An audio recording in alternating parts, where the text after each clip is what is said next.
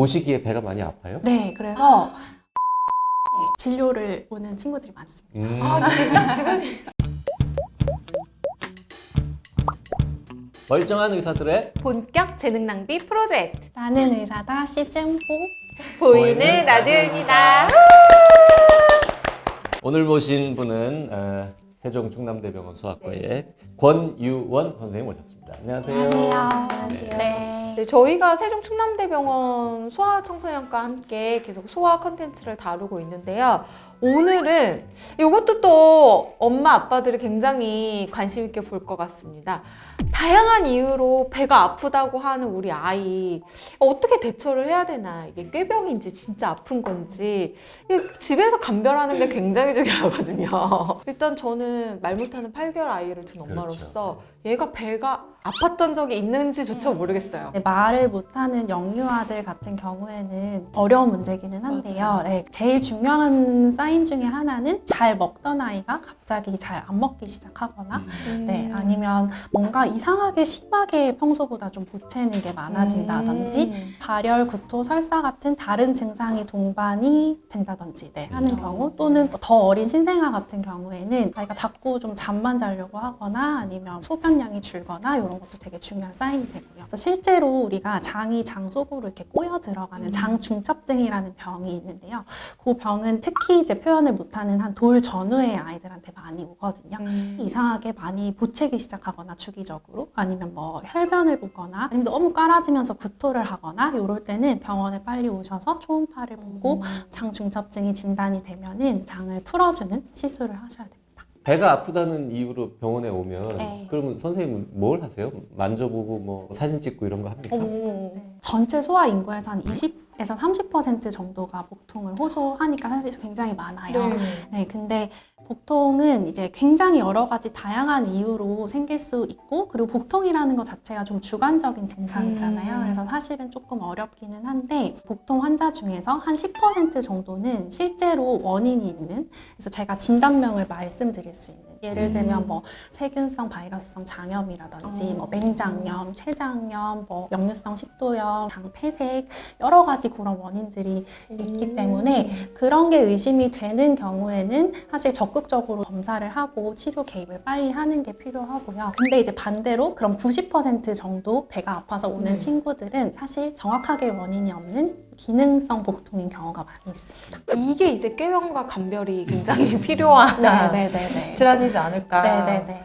기능성 복통, 요거는 뭐예요? 이제 정의는 뭐냐면 4세에서 18세 정도 되는 소아에서 한 달에 적어도 4번 이상 배 아프다고 얘기를 하고, 이게 이제 2달 이상 지속이 되는데, 검사를 해보면 이 복통을 설명할 수 있는 어떤 정확한 뭐 해부학적 구조에 문제가 있거나 아니면 뭐 염증성, 종양성 질환 이런 게 발견되지 않는 경우를 이야기합니다. 이거는 그 꾀병하고는 다른 겁니까? 네, 그래서 이제 제일 많이 여쭤보시는 게, 애가 수시로 배가 아프다고 하니까 결국 병원에 오세요. 그래서 이제 검사를 하죠.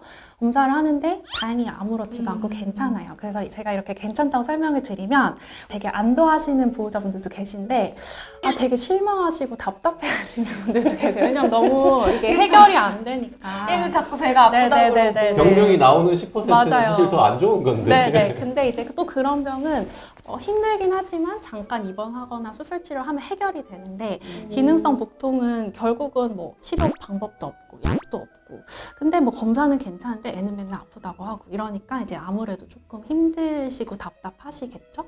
그래서 이제 여쭤보시는 게, 그럼 이게 심리적인 거냐, 스트레스성인 그렇죠. 거냐 이렇게 여쭤보시는데, 사실은 그것도 틀린 말은 아닌 게, 이제 기능성 복통의 기전이 아직 정확하게 밝혀지지는 않았지만 내장의 과민 반응이라든지 뭐 위장관 운동의 장애라든지 또 뭐 자율신경계 기능 장애, 이런 것들이 서로 연관이 되어서 발생을 하거든요. 그래서 쉽게 말씀드리면 뇌랑 장이 서로 이어져 있기 때문에 뭔가 아이가 내가 불편하거나 불안하거나 싫었거나 뭐 이런 기억이 있는 상황이 되면 뇌에서 신호를 막 주는 거예요. 그러면 장이 더 과민해지고, 그래서 실제로 복통이 생기는 거죠.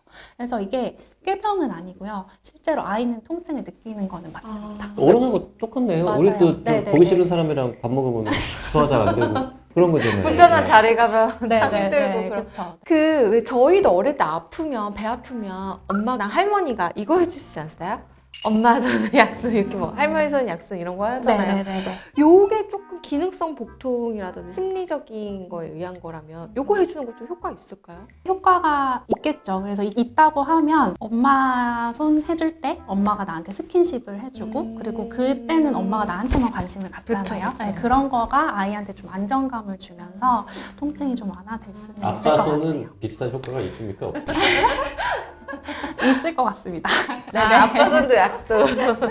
그래서 제일 이제 기능성 복통에서 가장 중요한 노력이 돼야 되는 게 엄마 아빠의 안심. 네. 왜냐하면 이제 엄마 아빠가 불안해하면 이 불안감이 아이한테 전달이 되고 그러면 복통이 더 당연히 생기는 거거든요. 스트레스를 받으면 애가 배가 아플 수 있다 이렇게 해석해도 됩니까? 그것도 어느 정도 그러니까 맞는 말이 그러면 되겠죠? 예를 들어서 네네. 애가 이제 유치원에 새로 가기 시작했다. 네네. 어린이집을 가기 시작했다. 그래요? 그럼 그 시기에 배가 많이 아파요? 네, 그래서 3월 초에 진료를 오는 친구들이 많습니다. 초등학교 네, 입학한 네, 애들 네, 집에서는 멀쩡했는데 유치원이나 학교나 어린이집을 가기 시작하면서부터 배가 아파. 그렇죠. 뭔가 환경이 변화가 바뀌니까. 네, 확실히 되니까 이게 아이들은 아직 적응하기가 좀 어렵고 이런 문제가 있을 수 있기 때문에 당연히 그럴 때는 복통이 생길 수 있어요. 어쨌든 그래도 경고 증상이라는 게 있거든요. 그래서 복통을 호소하는 거에다 플러스 아이가 이상하게 자꾸 밤에 자다가 깨서 배가 아프다고 한다든지 아니면 우리가 초록색 구토라고 하는데 그런 담즙성 구토나 뭐 주기적으로 하는 구토가 있던지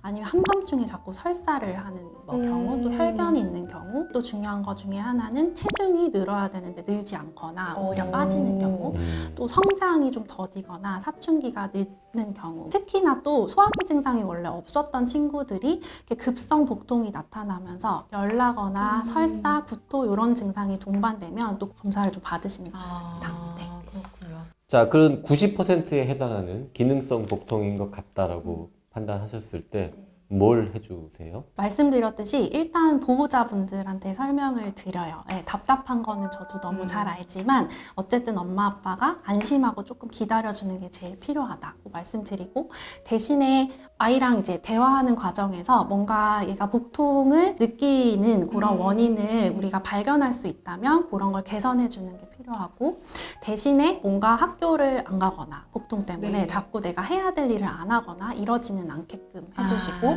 그리고 엄마 아빠가 먼저 이렇게 뭐 오늘도 아팠어? 뭐 어디가 얼마나 아파? 뭐 약 먹을까? 병원 갈까? 이렇게 통증 자체에 너무 관심을 가져주시는 거 이런 것도 사실은 별로 좋지 피해야 되는 않습니다. 거군요. 네네. 그리고 저는 이제 아이들 중에서도 자기가 아플 거라는 거에 대한 불안감이 있는 친구들이 있어요. 그래서 좀 예민하고 이런 아이들한테는 직접적으로 얘기를 좀 해주는 편이고 네가 아픈 거는 맞고 네, 그건 선생님도 알고 있고 근데 우리가 검사를 했는데 다행히 특별한 문제는 없으니까 어떤 날은 더 아플 수도 있고 덜 아플 수도 있지만 괜찮다. 조금 지켜보자. 이렇게 얘기를 좀 해주는 편입니다. 근데 아까 선이가 이제 꾀병 얘기도 네. 했지만 이제 유치원이나 학교 가기 싫어서 배 아프다고 핑계 대는 애들도 있을 거 아닙니까? 네네네. 근데 이제 하루 안 갔어요.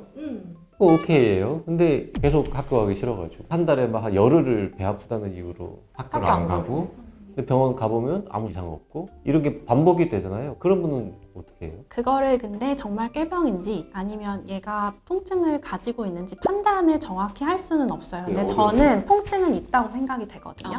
만약에 조금 여러 가지 생각을 해봤을 때 이 아이가 정말 학교 생활에 어떤 이유 때문에 문제가 있고 네, 그런 것 때문에 우울감이나 이런 게 실제로 같이 존재를 하게 된다고 하면 정신과 선생님한테 좀 협진을 드리고 상담을 좀 받게 하기도 합니다. 학교 선생님한테도 좀 물어봐야 될 것 같습니다. 혹시 학교에서 진짜로 아이가 뭔가 힘든 일이 없는지 선생님한테 좀 물어보고 이것저것 했는데 다 안 되면은 필요하면은 정신과 협진도 낼 수 있고 뭐 그런 거군요. 저 좀 궁금한 것 중에 하나는 이제 애기들이 어릴 때는 화장실 가는 게 너무 싫어서 참고 참다 보니까 변비가 생기는 네. 경우가 네네. 있더라고요. 전문 용어로 이제 똥배라고. 그렇게 좋은 전문 용어가. 그러니까 응급실에 배 아프다고 찾아온 아이 중에 꽤 많은 아이는 엑스레이 찍어보면 온통 뱃속에 똥이 차 있어요. 네. 그런 경우에는 어떻게 해주세요? 그때 엑스레이 찍었다고 딱 똥이 많이 차 있어서 얘는 변비. 이래서 배가 아픈 거야. 이렇게 얘기할 수는 없고요. 아, 그러니까 똥배랑 변비는 엄밀히 말하면 좀 다른 거군요. 그쵸. 똥배는 배에 똥이 차 있는 거고, 근데 사실은 뭐 저희도 지금 배 사진 찍어보면 아주 깨끗하진 않을 거거든요. 똥이라는 건 항상 만들어지고 차게 되는 거기 때문에 그것 때문에 배가 아플 거야 이렇게 사실 단정 지을 수는 없어요. 자, 우리가 이제 영상을 많이 찍어보면요. 똥 얘기하면은 일단 조회수가 잘 나오거든요. 그래서 다음 시간에는 똥배, 네. 변비, 소화변비 이런 거를 중점적으로 얘기를 해보도록 하고요. 오늘은 여기까지 하겠습니다. 고맙습니다. 감사합니다.